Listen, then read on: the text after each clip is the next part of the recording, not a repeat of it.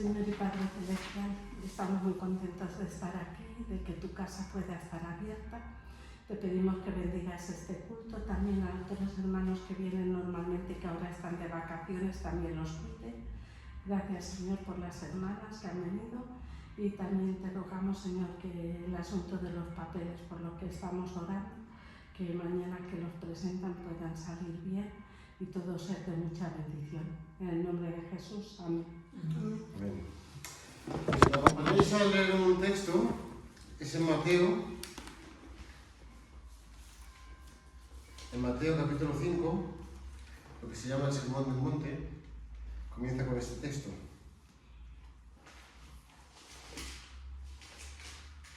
Mateo capítulo 5, versículo 1 dice: viendo la multitud subió al monte y sentándose vinieron a él sus discípulos, y abriendo su boca les enseñaba, diciendo: bienaventurados los pobres en espíritu, porque de ellos es el reino de los cielos.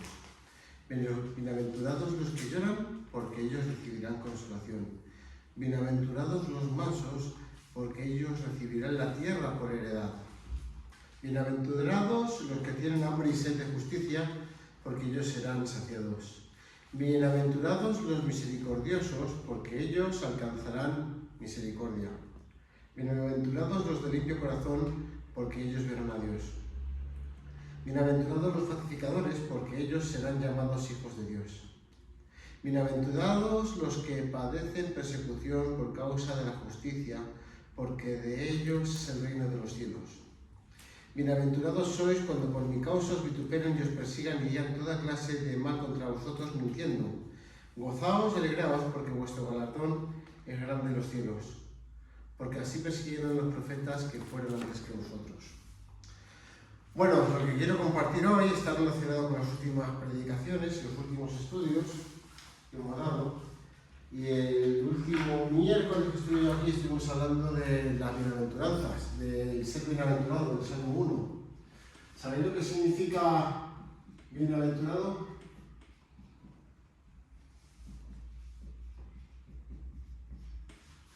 ¿Sabéis lo que significa bienaventurado? ¿Sí? ¿No? ¿Que tiene buenas aventuras? No, no es eso. Realmente en la Biblia se utiliza la palabra bienaventurado con algunas acepciones. La más significativa es como feliz, o dichoso, o gozoso. En la palabra hay dos palabras para bienaventurado. Una es el que es esa persona que es feliz, gozoso, dichoso. Y hay otra palabra que utilizan para que decir bienaventurado, pero cuando tú le llamas a otro, es decir, ese bienaventurado, o sea, ese es feliz, esa persona es dichosa, o sea, lleva una vida envidiable, en el buen sentido de la palabra, ¿no? Es decir, oh, qué buena vida, ¿no? Entonces, otra forma de decirlo es tener una buena vida. Y en un sentido más espiritual, bienaventurado es el que está en comunión y con paz con Dios.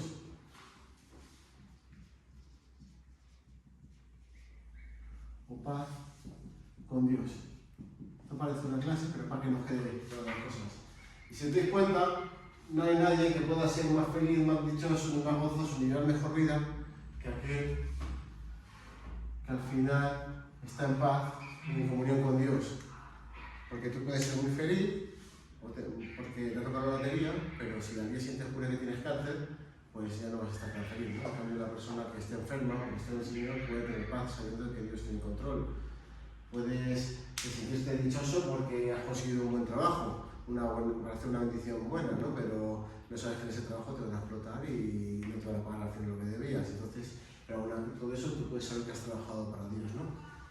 Entonces hay esas dos acepciones, y esa es la palabra que se repite aquí un montón de veces en la bienaventuranza, ¿no? Que por eso se llama así, ¿no? Está diciendo feliz, gozoso, aquí esas personas, ¿no? Dice bienaventurados, felices o gozosos los pobres en espíritu. Dice bienaventurados o gozosos, felices los que lloran. Esto es un poco contradictorio, ¿no? Como no estamos diciendo que son cosas buenas, pero aquí lo que vemos en las bienaventuranzas son cosas malas. Bueno, pues vamos a dar una vuelta muy grande para llegar hasta aquí. qué se diferencia el cristianismo de todas las demás religiones? ¿De qué pensáis que se puede diferenciar el cristianismo de todas las demás religiones? ¿Alguna característica? Para que luego ya lo os ha escuchado ayer. Venga, decidme algo. Si os equivocáis está bien, todos nos equivocamos. ¿En qué pensáis que hace el cristianismo diferente de todas las demás religiones? No creen las imágenes. Vale. No creemos las imágenes, pero los cristianos católicos sí creen en las imágenes.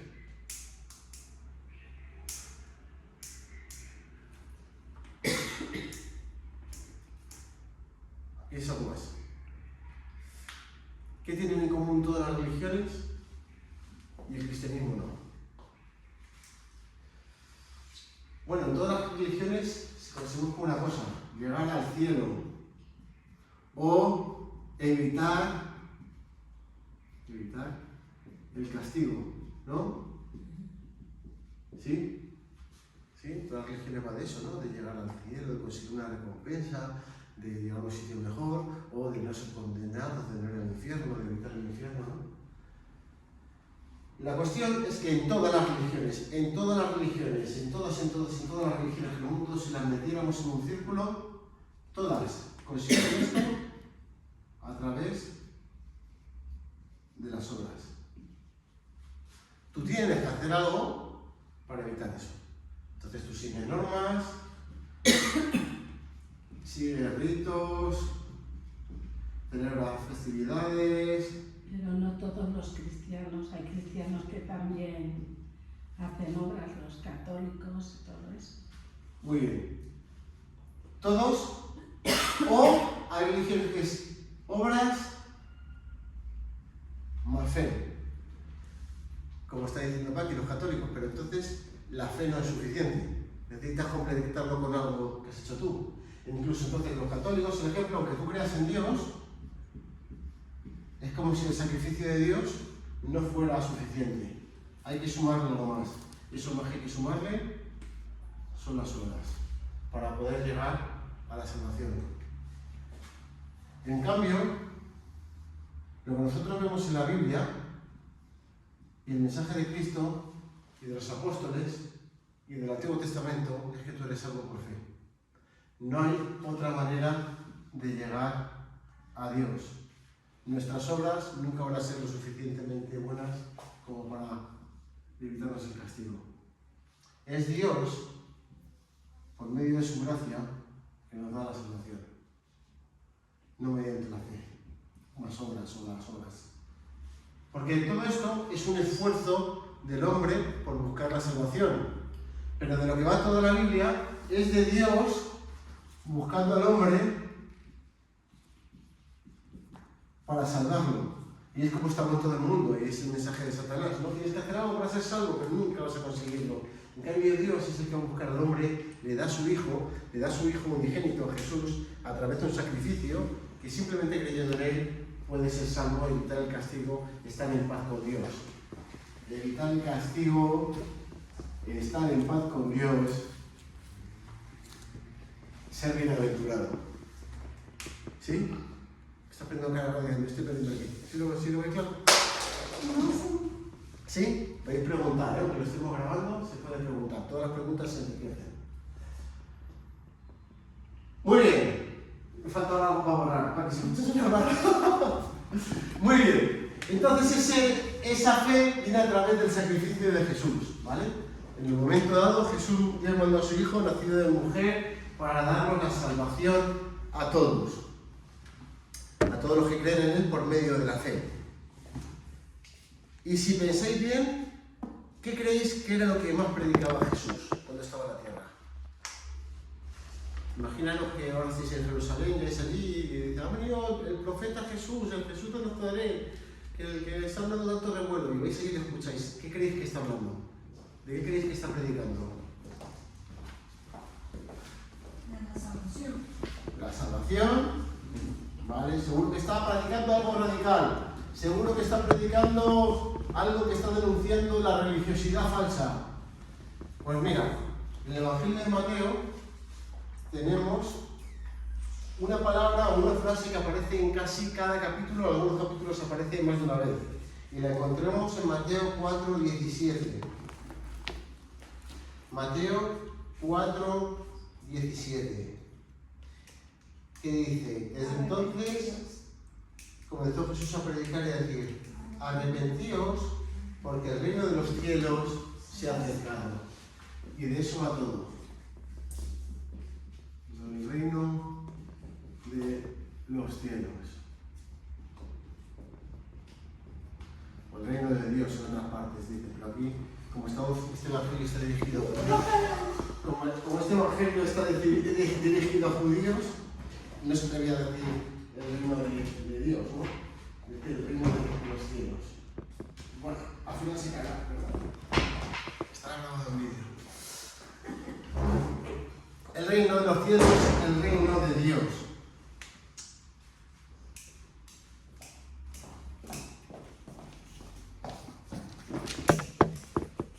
Jesús habla todo el rato de un reino.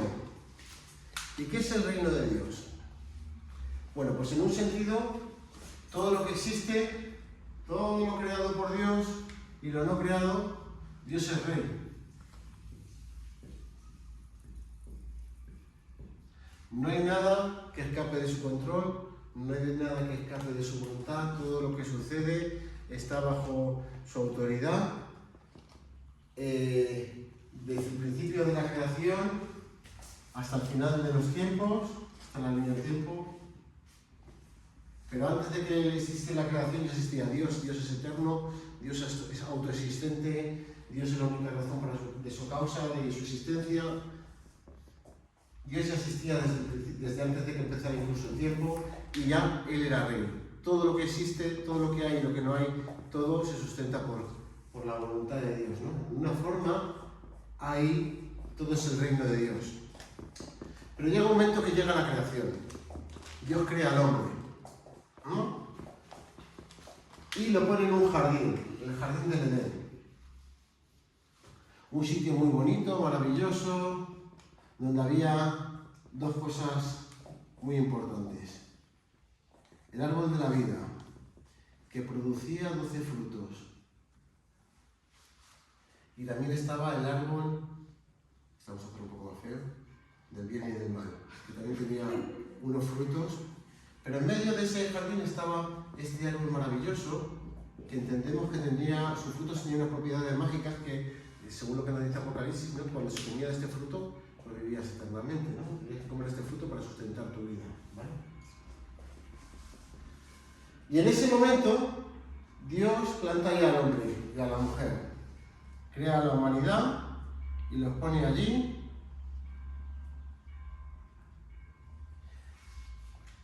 Y fijaros lo que nos dice. En Génesis capítulo 1, versículo 27, las primeras páginas de la Biblia,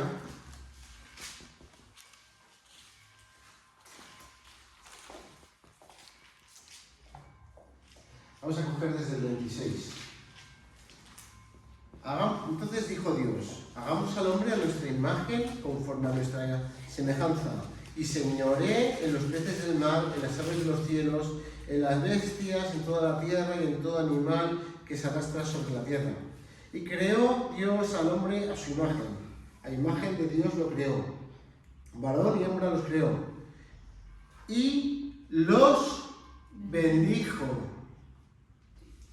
Dios les dio su bendición. Y lo bendijo Dios y les dijo, fructificad y multiplicaos, llenad la tierra y sojuzgadla y señoread en los peces del mar, en las aves de los cielos, en todas las bestias que se mueven sobre la tierra.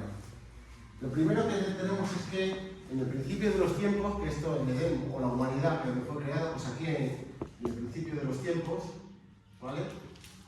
Dios pone al hombre en este jardín y le dice, le da su bendición. Estaba en comunión con Dios, tenía una relación cara a cara con Dios y además le da autoridad. Dice, yo soy el rey de todo, pero ahora en mi creación yo os he creado a mi imagen y semejanza, vosotros sois la imagen de Dios, sois los representantes de Dios en la tierra y tenéis que enseñorearlo y sojuzgarla. Es decir, yo os doy autoridad para que gestionéis la tierra.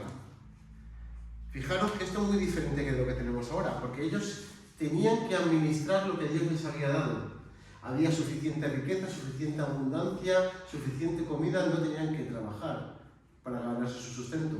Su trabajo era representar a Dios en la tierra, sojuzgándola, enseñoreándose de las cosas, sobre los animales, sobre las plantas, no que labrando la tierra para comer. La tierra producía, no tenían que regar la tierra. La regaban por unos ríos y con el rocío, que lo explica todo ahí en Génesis capítulo 1, ¿no? Estaba todo en un sitio de abundancia y donde todo lo que hacía la humanidad era dar gloria a Dios. Y ellos disfrutaban del trabajo que tenían, que era ser los representantes de Dios en la tierra. Era así, bajo la autoridad de Dios. En ese momento, el jardín del Edén, que era todo donde estaba reunida la humanidad en la tierra, eso era el reino de Dios. Aquí no había enfermedad, no había muerte, no había necesidad, no había padecimiento. Eso era gente que disfrutaba de la presencia de Dios, estaban bendecidos y trabajaban para Dios y eran representantes de Dios en la tierra. Pero claro, llega un momento que son tentados y se acercan a comer del árbol del bien y del mal. Y esto parece que es una cosa que se usa muchas alegorías, pero esto está muy claro si lo estudias un poquito, que es que realmente este árbol era una prueba de decir, ¿vais a dejar que Dios decida lo que está bien y lo que está mal, o lo queréis decidir vosotros mismos? Que Dios decida lo que está bien y está mal, yo creo que es muy bueno porque es un Dios justo, y es un Dios santo y lo conoce todo. O sea, lo que Él dice que está bien no es porque tengo una segunda intención, ni esté corrompido, ni nadie le haya sobornado, pero como puede pasar con nuestras mentes. Pero Adán y Eva deciden que no aceptan las leyes de este reino, que ellos van a decidir lo que está bien y lo que está mal. Así que renuncian al reino de Dios, son expulsados, dice que salen por el oriente, y que aquí hay una espada de fuego, no hace una espada de fuego, y con unos querubines que prohibían la entrada para que no volvieran a entrar. ¿Sabéis lo que han hecho? Han renunciado a Dios. Han renunciado al Dios de la vida. ¿Y si renuncias al Dios de la vida que tienes? Por el pecado entró la muerte en el mundo. Han renunciado a Dios, que es la luz de nuestras vidas. Entonces, ¿qué tienen? Ya su juicio nunca va a ser santo como el de Dios, ni bueno, porque están corrompidos. Han renunciado a la abundancia. ¿Y sabes lo que tienen ahora? Tienen trabajo. Con el sudor de sus frentes. Han renunciado a la bendición. Y si no tienes bendición, ¿qué tienes? Maldición. Maldición. Maldijo. Maldición. Recibes la maldición de Dios con la tierra. La maldición del pecado y la condenación. Pero aún aquí Dios sigue siendo soberano. Dios sigue siendo rey, Dios tiene un plan. Génesis 3:15 dice, está hablando de la humanidad y de Satanás, pondré enemistad entre ti y la mujer y entre su simiente y la simiente suya.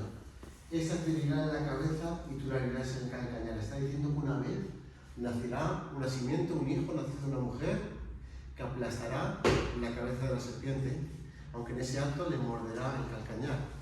¿Y qué te pasa si te muerde una serpiente venenosa? Que te mueres. ¿Qué pasó con Cristo? Aplastó la muerte, pero eso que le costó la vida. Aunque luego Dios la resucitó, ¿no? Es lo que está ya aquí, Dios en su reino preveyendo que va a ocurrir, ¿no? Así que va pasando el tiempo, ¿y dónde está el reino de Dios? Pues hay personajes en la Biblia en que vemos que Dios va actuando. Actúa a través de Noé, y un poquito más adelante actúa a través de Abraham. Esto es en el 2000 más o menos antes de Cristo. Dios llama a Abraham y le dice, en ti van a ser benditas todas las familias de la tierra. Dios elige una persona para que tenga una familia y le da su bendición.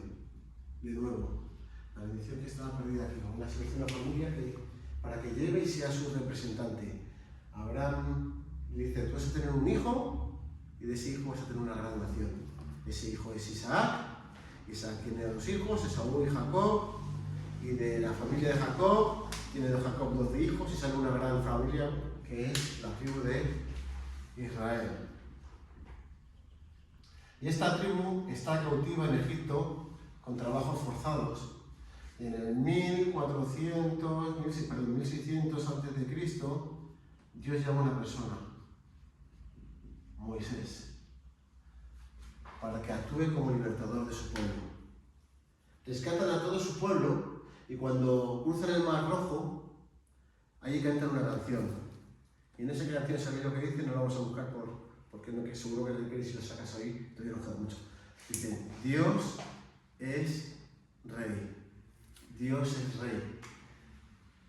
El pueblo de Israel sabía que Dios les había rescatado y que Él era el que mandaba. Había visto los prodigios de Egipto y todo lo que había pasado.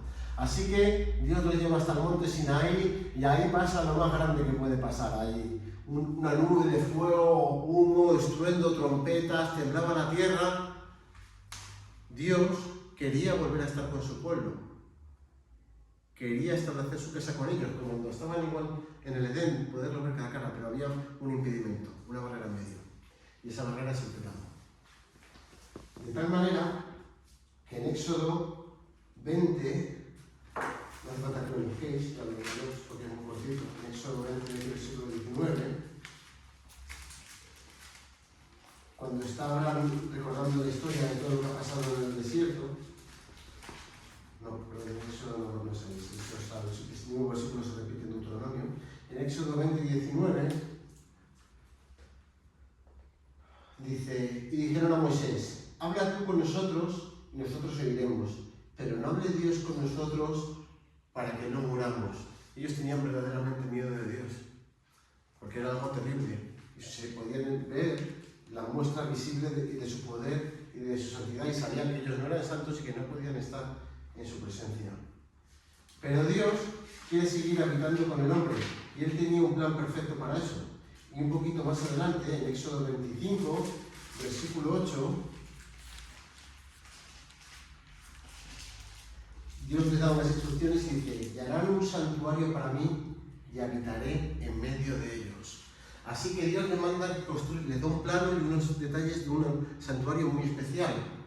Es un espacio que tiene unas cortinas y unas telas que lo delimitan, y dentro de ese espacio hay, vamos a ver cómo dibujo yo esto, hay un tabernáculo, es decir, una tienda de campaña hecha con unos detalles muy especiales, con unas cubiertas de piel de delfín, por si llovía que no se calara, la piel de delfín es impermeable, está hecho con madera de acacia forrada de oro, y dentro había dos espacios. Un sitio con el lugar santo, donde había los panes de la proposición, el candelabro, estaba perpetuamente un altar con incienso, ahí fuera había un altar para ofrecer sacrificios, y dentro había un lugar que era el lugar santísimo, que era donde estaba el acto del pacto.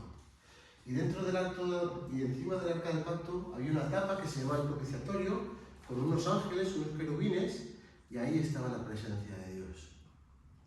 De tal manera que Dios habitaba en medio de su pueblo. Todo lo que estaba aquí, Él estaba para recordarte el Edén. Había dibujos o bordados de flores, de querubines, de palmeras, de azucenas, de granadas. Así que era una forma de decir como un Edén portátil. De tal manera que en este punto, aquí dentro, podía juntarse otra vez Dios y el hombre. ¿Pero podía entrar cualquier persona aquí? No. Esto era santísimo. Era tan santo esta tienda que alrededor estaban las tiendas de los levitas, que eran aquellos que se ocupaban del servicio a Dios. Aquí estaba la tienda de Moisés. y alrededor estaba acampado el resto del pueblo, ni siquiera pasaba delante de estas tiendas. Y aquí dentro solo entraban los sacerdotes. Y dentro de la tienda solo entraban algunos sacerdotes específicos, que eran la familia Moisés, Aarón y sus hijos. Y en el lugar santísimo solo entraba una vez al año el sacerdote, y además no podía entrar de cualquier manera. Para que pudiera darse ese espacio tenía que ir con un sacrificio, con sangre. Y solo podía ser el sacerdote. Así que aunque Dios habitara en medio de su pueblo, no era una experiencia muy buena, ¿verdad? Esto sigue avanzando así, luego se construye el templo, que es un tabernáculo mucho más precioso y mucho más elaborado, hasta que nos llegamos al año 0. ¿Y quién nace en el año 0? Cristo. Jesús.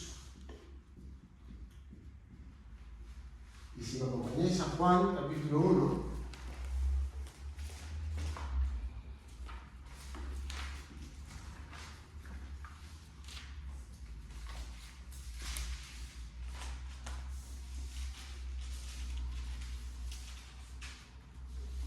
versículo 14, dice esto: y aquel verbo fue hecho carne y habitó entre nosotros, como el unigénito del Padre, lleno de gracia y de verdad. Así que nace Jesús. Y este es un momento de la historia increíble, porque todo esto, lo que pasó en el Edén, lo que le pasó a Abraham, lo que le pasó al pueblo de Israel, todo este montaje que tenían aquí, apuntaba a esta persona, a Jesús. La palabra que pone aquí es que habitó entre nosotros, pero esa palabra, la traducción del griego, es realmente tabernaculizó. Es decir, como que hizo un tabernáculo. Es decir, que Jesús en sí mismo era el tabernáculo. ¿Por qué? Porque Jesús, su cuerpo, era un hombre, ¿verdad? Había nacido de una mujer. Pero también era completamente Dios. Lo que teníamos en el tabernáculo. ¿Y con qué llenábamos aquí en medio? Le llenamos con sangre de un sacrificio, de un cordero sin mancha, y lo tenía un sacerdote. Jesús es el sumo sacerdote que se ofrece a sí mismo como sacrificio, como cordero sin mancha, para llevar su sangre delante de Dios, para que todos los hombres que creen en Él podamos ser aceptados y volver a estar en comunión con Dios y disfrutar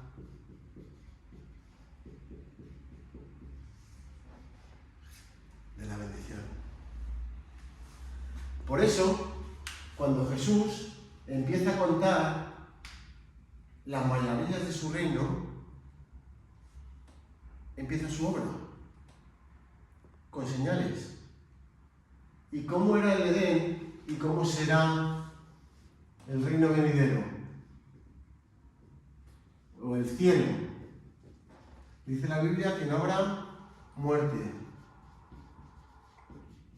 ni enfermedad, ni llanto, ni dolor, ni opresión. Y si os dais cuenta, cuando Jesús empieza su ministerio, siempre que llegaba un enfermo, ¿qué hacía? Lo sanaba. No dejaba que el pecado se adueñara de eso. Acababa con la enfermedad allí donde estuviera. Y si había muerto en su presencia, resucitado. Y si no estaba en su presencia y se lo pedían, también. Y a todos los que estaban en dolor, la mujer que estaba con ese flujo de sangre, con la enfermedad, pero que no solo era la enfermedad, es que era una persona que era una paria, apartada de la sociedad, era una persona inmunda, porque el flujo de sangre, por la ley de Moisés, no podía acercarse a nadie, ni estar en comunión con otra persona, y si acercaba a alguien, le convertía en esa persona en inmunda. No solo la cura, sino que la levanta, la restablece y la da de dignidad. Quita el llanto y el dolor de la gente y lo restablece. Y la gente que en ese momento los importantes eran los fariseos, los ricos, los que tenían negocios, los líderes religiosos, y él coge a esa mujer que echa dos blancas en el templo y le dice: esta mujer ha echado más que todos nosotros. Levanta a los oprimidos. ¿Por qué? Porque este reino, el reino de los cielos, el reino de Dios, es un reino al revés. No es un reino para los poderosos, no es un reino para los que tienen mucho conocimiento, no es un reino para los que tienen poder. Es un reino para los que son capaces de aceptar por fe el sacrificio de Jesús y realmente anhelan la verdadera justicia. Y eso es lo que nos dice en las bienaventuranzas que hemos leído. Bienaventurados los pobres en espíritu, los que saben que no pueden hacer nada para ganar su salvación, que una y otra vez fallan, Mateo 5, que necesitan la salvación de Dios, que ellos mismos no se pueden justificar, porque de ellos es el reino de los cielos. Ellos son de los que pertenece el reino. Bienaventurados los que lloran, los que sufren, los que están oprimidos, los que tienen necesidad y confían en Dios, porque son ellos los que recibirán consolación. Bienaventurados los mansos, los que no buscan vengarse, los que cuando ven una injusticia no intentan ser ellos los que cobran venganza ni tomarse la justicia por su mano, sino que lo dejan al Señor, porque ellos recibirán la tierra por heredad. Bienaventurados los que tienen hambre y sed de justicia, porque ellos serán saciados. El reino de Dios devuelve la bendición que perdimos. Nos vuelve a poner en paz con Dios y nos da la promesa de un reino venidero donde todo esto se acabará, pero sobre todo promesa presente que podemos disfrutar una relación directa, estrecha y real con nuestro Creador, como estábamos al principio. Porque lo que quiere Dios es que habitemos con Él. Y aunque ahora mismo tenemos todavía las consecuencias de vivir en un cuerpo carnal, el Señor, en el momento que creemos por fe, nos sella con el Espíritu Santo, que es Dios habitando en nosotros. Amén. Amén.